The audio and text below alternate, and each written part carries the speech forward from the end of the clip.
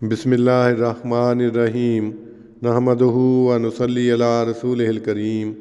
صحیح البخاری کتاب الغسل باب 17 اذا ذکر فی المسجد انہ جنوب یخرج کما ہوا ولا یتیمم، یعنی جب مسجد میں یاد آئے کہ وہ جنبی ہے تو جس حالت میں وہ ہو باہر چلا جائے اور تیمم نہ کرے۔ حدیث نمبر 275۔ حضرت ابو ہریرہ رضی اللہ عنہ سے روایت ہے، وہ کہتے تھے نماز کے لیے تکبیر اقامت کہی گئی اور صفیں جب کہ لوگ کھڑے ہو گئے سیدھی کی گئیں اور رسول اللہ صلی اللہ علیہ وسلم ہمارے پاس باہر آئے۔ جب آپ اپنی نماز کی جگہ کھڑے ہوئے تو آپ کو یاد آیا کہ آپ جنبی ہیں۔ آپ نے ہمیں فرمایا اپنی جگہ کھڑے رہو، یہ کہہ کر آپ واپس چلے گئے۔ آپ نے غسل کیا، پھر ہمارے پاس باہر آئے اور آپ کے سر سے پانی کے قطرے ٹپک رہے تھے۔ آپ نے اللہ اکبر کہا اور ہم نے آپ کے ساتھ نماز پڑھی۔ اس باب کی تشریح میں لکھا ہے کہ جنبی کے مسجد میں داخل ہونے یا نہ ہونے کے متعلق بھی اختلاف ہے۔ لا تقربوا الصلاۃ وانتم سکارا سے ولا جنبا سورۃ النساء میں الصلاۃ سے بعض نے نماز گاہ بھی مراد لی ہے، اور الا عابری سبیل کے یہ معنی کیے ہیں کہ سوائے اس کے کہ جن کی گزرگاہ مسجد میں سے ہو وہ گزر سکتے ہیں، اور بعض نے لا تقربوا الصلاۃ سے مطلق نماز نہ پڑھنے کا حکم مراد لیا ہے۔ ان کے نزدیک اس آیت میں کوئی ایسی دلیل نہیں جس سے یہ ثابت ہو کہ جنبی مسجد میں داخل نہیں ہو سکتا۔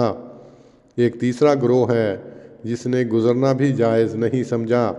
ان کے نزدیک الا عابری سبیل سے مراد وہ مسافر ہیں جن کو پانی نہ ملے، ان کے لیے نماز پڑھنا جائز ہے۔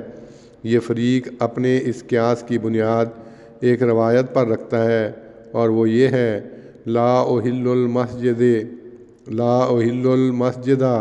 لجنب ولا حائض، یعنی رسول اللہ صلی اللہ علیہ وسلم نے فرمایا میں مسجد کو جنبی اور حائضہ کے لیے جائز نہیں قرار دیتا، مگر یہ روایت ثابت نہیں۔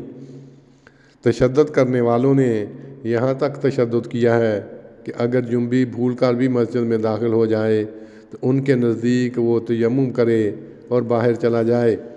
امام بخاری رحمۃ اللہ علیہ نے انہی لوگوں کا خیال مد نظر رکھ کر یہ عنوان باب قائم کیا ہے، یخرجو کما ہوا ولا یتیمم، جس حالت میں ہو باہر چلا جائے اور تیمم نہ کرے۔